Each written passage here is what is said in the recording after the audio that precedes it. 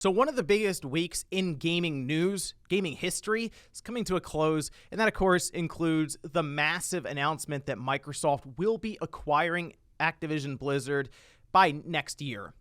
The deal's worth nearly $70 billion, all cash, and it's the largest we've seen in history when it comes to an all-cash acquisition.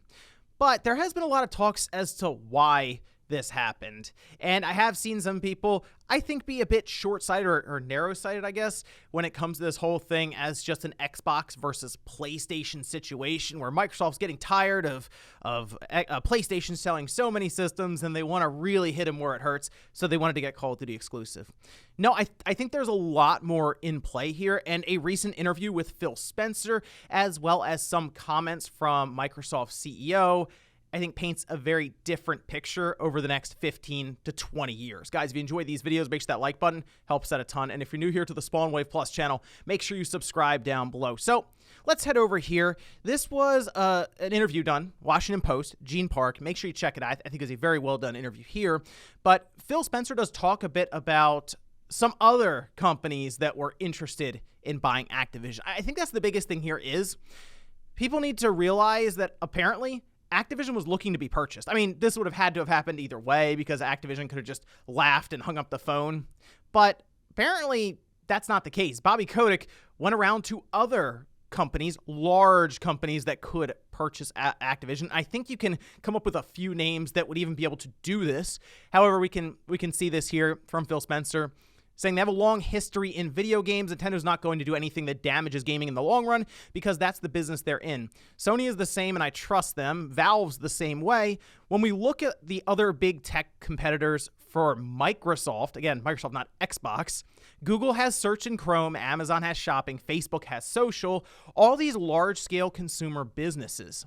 The discussion we've had internally where those things are important to those other tech companies for how many consumers they reach, gaming can be that for us. I think we do have a unique point of view, which is not about how everything has to run on a single device or platform. That's been the real turning point for us, looking at gaming as a consumer opportunity that could have similar impact on Microsoft that some of those other scale consumer businesses do for other big tech competitors. And it's been great to see the support we've had from the company and the board. So I feel like what we're seeing now is Microsoft doing this acquisition out of concerns that Amazon, Google, Apple, Facebook, known as Meta now, would have purchased Activision. Like, this goes well above and beyond just looking at, I mean, the small table that has Nintendo and Sony there. This is Nintendo, Sony, and Xbox at their table, Microsoft, Apple, Amazon, Google, and Meta at another, much larger table. Maybe Microsoft hears that Activision could get purchased by Meta, and because there is this, I know it's going to be a word that's going to make you roll your eyes, but there is a serious metaverse arms race right now. Well, Microsoft's like, we got to make a move on this. We have to get Activision Blizzard. And there was a point where we had reviews come out for Halo Infinite. And there was one review, and I think it was Jeff Gerstmann, who had some time to self-reflect as to why reviews were even coming out for this game, because it's part of a subscription service, that being Game Pass. That's Microsoft's end goal, is to get to a number with Game Pass that makes a lot of sense for all the investments they've made now. And I think that number is like 100 million subscribers, paying subscribers for Game Pass. And you do the math, $15 a month, 100 million subscribers, that's a good bit of money every single month. And what happened was he kind of was asking just out loud, why am I reviewing this if you can just go download the game? And I asked that same question to people who were watching Newswave at the time, and the biggest answer was time. And that's absolutely right. Time is becoming the new currency online with this whole metaverse push. Engagement, that's another word we've heard a lot of. Well, Activision has a lot of engagement titles.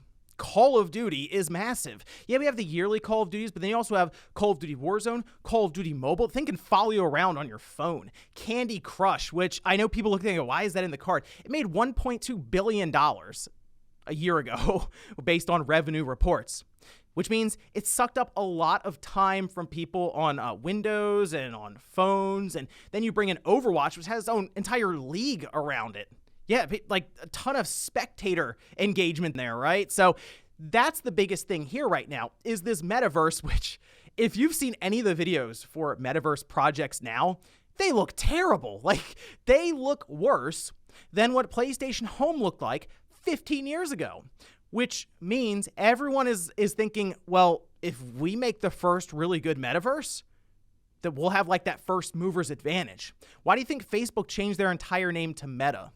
Over the last couple of years, it's been accelerating because more and more people have been opting to stay at home rather than go out, because obviously there have been a lot of things going on in the world that would make you feel inclined to stay home and essentially engage through the internet, through a virtual world. And I feel like we are heading in that direction overall. Now, I understand that I'm just old, and like that's not exactly the future I'm looking forward to necessarily. But I also understand that there is a whole other generation coming up behind me that will really decide where things are 20 years from now. And I think this purchase from Microsoft is a big move in that direction.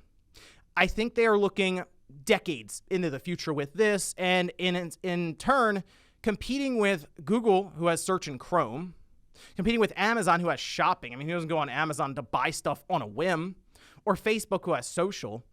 Their plan is to have gaming as their big engagement. And we'll see how it pans out, because all of this was mentioned by the CEO of Microsoft after this acquisition. This wasn't Xbox buying Activision Blizzard. This was Microsoft buying Activision Blizzard, and they're doing it for a reason. I think we're going to see that play out over the next 10, 15, even 20 years. But let me know what you guys think about this, all of this down below. Do you think it really was just Microsoft saying, you know what, we're going to spend half our war chest in order to take away Call of Duty from PlayStation? Or do you think there are much bigger things at play here? Thanks, guys, for watching, and I'll see you next time.